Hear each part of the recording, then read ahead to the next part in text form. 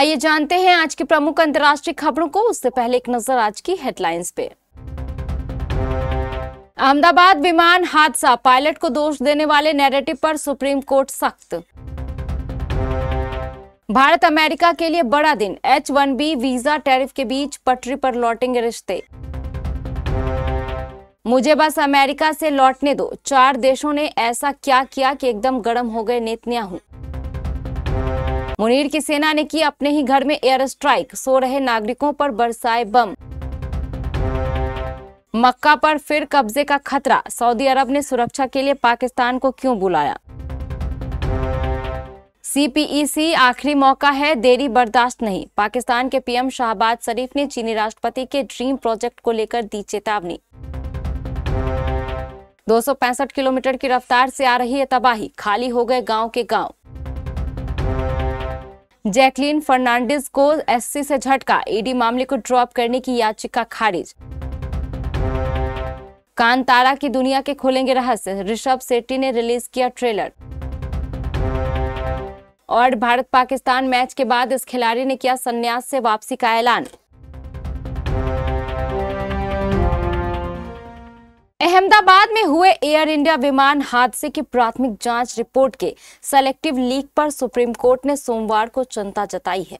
इसकी वजह से कुछ विदेशी मीडिया को पायलट पर दोष देने वाले नैरेटिव गढ़ने में मदद मिलने का दावा किया जा रहा है। 12 जून को अहमदाबाद में एयर इंडिया का विमान AI-171 टेक ऑफ के कुछ ही मिनट बाद दुर्घटनाग्रस्त हो गया था। दरअसल इस हादसे की किसी स्वतंत्र एजेंसी से जांच की मांग वाली एक जनहित याचिका पर सुनवाई के दौरान सुप्रीम कोर्ट ने प्राथमिक जांच रिपोर्ट की सेलेक्टिव लीक को दुर्भाग्यपूर्ण बताया है। सुप्रीम कोर्ट ने अहमदाबाद में हुए एयर इंडिया विमान हादसे से जुड़े PIL पर सुनवाई के दौरान कहा है कि जब तक जांच पूरी नहीं हो जाती, इसको लेकर पूर्ण गोपनीयता बने रहना बहुत ही महत्वपूर्ण है। सुप्रीम कोर्ट में जस्टिस सूर्यकांत और जस्टिस N कोटेश्वर सिंह की बेंच ने इस दुर्घटना की स्वतंत्र और कोर्ट की निगरानी में जांच की मांग वाली PIL पर सुनवाई के दौरान यह टिप्पणी की है। इस केस की सुनवाई करते हुए जस्टिस सूर्यकांत ने कहा, टुकड़ों में जानकारी लीक करने के बजाय नियमित जांच में तार्किक निष्कर्ष निकलने तक लोगों को गोपनीयता बरतनी चाहिए। भारत और अमेरिका के बीच रिश्ते पिछले कुछ महीनों से चर्चा में हैं। खास तौर पर टैरिफ और H-1B वीजा के जरिए भारत को जिस तरह का तनाव अमेरिका की ओर से झेलना पड़ रहा है, उसके बाद दोनों देशों के रिश्ते प्रभावित हुए हैं। इसी बीच भारत के विदेश मंत्री S जयशंकर और वाणिज्य मंत्री पीयूष गोयल अमेरिका पहुंचे हैं, जिससे उम्मीद है कि नए व्यापार समझौते पर बातचीत तेज हो रही है। 16 सितंबर को अमेरिका के व्यापार प्रतिनिधि कार्यालय की टीम भारत आई थी, जहां समझौते के कई पहलुओं पर चर्चा हुई। अमेरिकी प्रतिनिधि मंडल के जाने के बाद तुरंत वाणिज्य और उद्योग मंत्री पीयूष गोयल भारत के प्रतिनिधि मंडल के साथ अमेरिका दौरे पर हैं। यहां वे आज अमेरिकी वाणिज्य मंत्री हावर्ड लुटनिक से मुलाकात करेंगे और दोनों देशों के लिए फायदेमंद व्यापार समझौते को जल्द पूरा करने पर बातचीत करेंगे। इजराइल के प्रधानमंत्री बेंजामिन नेतन्याहू ने दो टूक कहा है कि दुनिया में कोई भी स्वतंत्र फिलिस्तीन देश नहीं होगा। अमेरिका में उन्होंने बेहद तल्खी दिखाते हुए कहा, कोई फिलिस्तीनी राज्य नहीं होगा। हमारी धरती के बीच में एक आतंकवादी राज्य को जबरन स्थापित करने की नई कोशिश का जवाब अमेरिका से लौटने के बाद दिया जाएगा। 7 अक्टूबर के भयावह नरसंहार के बाद फिलिस्तीनी राज्य को मान्यता देने वाले नेताओं के लिए मेरा स्पष्ट संदेश है, आप आतंक को एक बहुत बड़े पुरस्कार से पुरस्कृत कर रहे हैं।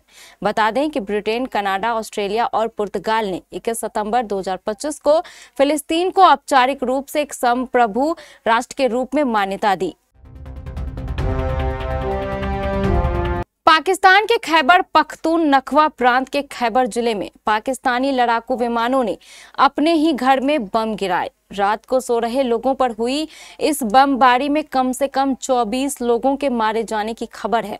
स्थानीय सूत्रों की माने तो मारे जाने वालों में ज्यादातर महिलाएं और बच्चे शामिल हैं। हमला खैबर जिले के तिराह इलाके में हुआ, जहां लड़ाकू विमानों ने आम नागरिकों के घरों को निशाना बनाया। सूत्रों का यह भी कहना है कि बमबारी में दर्जनों लोग घायल भी हुए हैं। करीब रात 2 बजे हुई इस कार्रवाई में कम से कम 8 LS6 बम गिराए गए। इलाके के लोगों ने बताया कि राहत दल अब भी मलबे के नीचे से शवों की तलाश कर रही है। आज से करीब 50 साल पहले 1979 में अल सलाफिया अल मुहतासिबा के कुछ 100 फॉलोअर्स ने करीब करीब मक्का पर कब्जा कर ही लिया था। उन्होंने करीब करीब सऊदी अरब की राजशाही को खत्म कर दिया था और इसके साथ ही सऊदी अरब का पतन भी हो जाता, यानी इस्लाम के केंद्र में यह विद्रोह किया गया था। और शायद यही वजह है कि सऊदी अरब ने एक बार फिर से पाकिस्तान के साथ सुरक्षा समझौता किया है, क्योंकि उस घटना के करीब 45 सालों से ज्यादा बीतने के बाद भी सऊदी अरब में उस घटना की गूंज बनी हुई है। पाकिस्तान की राजनीतिक वैज्ञानिक आयशा सिद्दीकी ने बताया है कि पिछले हफ्ते पाकिस्तान और सऊदी अरब के बीच किया गया पारस्परिक रक्षा समझौता कई मुद्दों पर केंद्रित है, जैसे ईरान को परमाणु हथियार हासिल करने या उनका इस्तेमाल करने से रोकना, क्षेत्र से अमेरिका वापसी के बाद सऊदी अरब की रक्षा करना और यमन जैसे देशों से सऊदी अरब के शाही परिवारों की रक्षा करना। पाकिस्तान के प्रधानमंत्री शहबाज शरीफ, जो इस महीने राष्ट्रपति डोनाल्ड ट्रंप से मिलने वाले हैं, उन्होंने अमेरिका दौरे से पहले चीनी प्रोजेक्ट को लेकर चेतावनी दी है। ये काफी हैरान करने वाला वाकया है, क्योंकि पाकिस्तान का प्रधानमंत्री चीनी प्रोजेक्ट को लेकर धमकी दे रहा है। शहबाज शरीफ ने चेतावनी भरे शब्दों का इस्तेमाल करते हुए कहा कि भले ही चीन पाकिस्तान का महान दोस्त और भाई है, लेकिन चीन पाकिस्तान आर्थिक गलियारा वो आखिरी मौका है जिससे पाकिस्तान चीनी निवेश और विशेषज्ञता का लाभ उठा सकता है। उन्होंने CPEC प्रोजेक्ट में हो रही देरी को लेकर चेतावनी दी है, जो काफी देर से चल रहा है। मौसम विभाग की चेतावनी आई है कि अगले 24 घंटे में तबाही दस्तक देने वाली है। मौसम विभाग की रिपोर्ट के अनुसार 215 किलोमीटर प्रति घंटे की रफ्तार से तूफान आ रहा है। तेज तूफान की वजह से समुद्र की लहरें 10 फीट तक ऊंची उठेगी। इसकी वजह से भारी तबाही की संभावना है। मौसम विभाग की चेतावनी के बाद गांव के गांव लगातार खाली हो रहे हैं।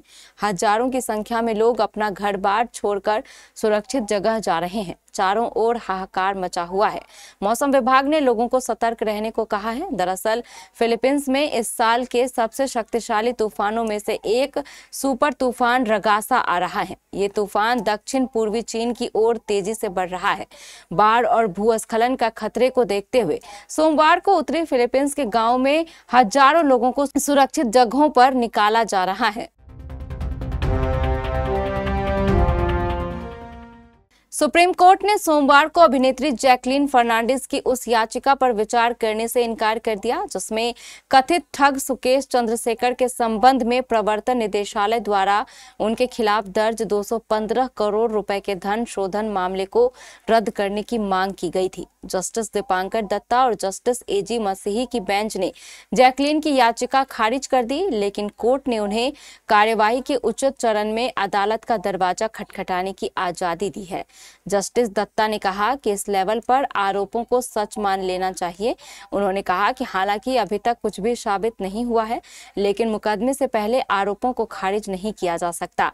उन्होंने टिप्पणी की, अगर एक दोस्त दूसरे को कुछ देता है और बाद में पता चलता है कि देने वाला किसी अपराध में शामिल है, तो यह मुश्किल हो जाता है। अदालत पूर्व उदाहरणों से बंधी हुई है। उन्होंने आगे कहा कि यह अनजाने में गिफ्ट प्राप्त करने का मामला नहीं था।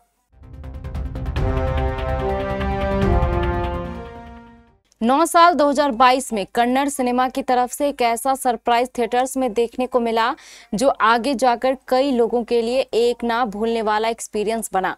ऋषभ शेट्टी स्टारर कांतारा ने इंडियन सिनेमा में वो करके दिखाया जिसकी किसी ने उम्मीद नहीं की थी। अब वही कमाल दोबारा से दोहराने ऋषभ वापस कांतारा चैप्टर 1 से लेकर आ रहे हैं। कांतारा चैप्टर 1 की रिलीज डेट शुरुआत से ही 2 अक्टूबर 2025 तय की गई थी, जहां कई फिल्में 21 से 30 दिन पहले अपनी फिल्म की मार्केटिंग जोरों शोरों से शुरू कर देती है, जिसमें टीजर, ट्रेलर सब कुछ रिलीज किया जाता है। वहीं कांतारा चैप्टर 1 वो फिल्मों में से एक है जिसने अपनी थिएटर रिलीज से महज 10 दिन पहले सीधा ट्रेलर रिलीज किया है, जो दर्शाता है कि मेकर्स को अपनी फिल्म और ऑडियंस पर पूरा भरोसा है। भारत और पाकिस्तान के बीच रविवार को दुबई में हुए सुपर 4 के मैच के बाद क्रिकेट जगत में एक बड़ी खबर आई है। एशिया कप 2025 में भारत ने दुबई इंटरनेशनल क्रिकेट स्टेडियम खेले गए मैच में पाकिस्तान को 7-6 विकेट से रौंद दिया। मैच के अगले दिन एक बहुत बड़े खिलाड़ी ने संन्यास से वापसी का ऐलान किया है। ये खिलाड़ी केएल राहुल का अच्छा दोस्त है और लखनऊ सुपर जायंट्स में उनके साथ खेल चुका है। बाएं हाथ के इस बल्लेबाज का नाम है क्विंटन डिकॉक। साउथ अफ्रीका के इस बल्लेबाज ने वनडे रिटायरमेंट से वापसी का फैसला किया है। डिकॉक पाकिस्तान दौरे के लिए साउथ अफ्रीका की वनडे टीम में चुना गया है। उन्होंने साल 2023 वर्ल्ड कप के बाद इस फॉर्मेट को अलविदा कह दिया था। इस टूर्नामेंट में डिकॉक ने 594 रन बनाए थे। डिकॉक T20 वर्ल्ड कप 2024 में साउथ अफ्रीकी टीम का हिस्सा थे। इस टीम ने पहली बार फाइनल में जगह बनाई थी।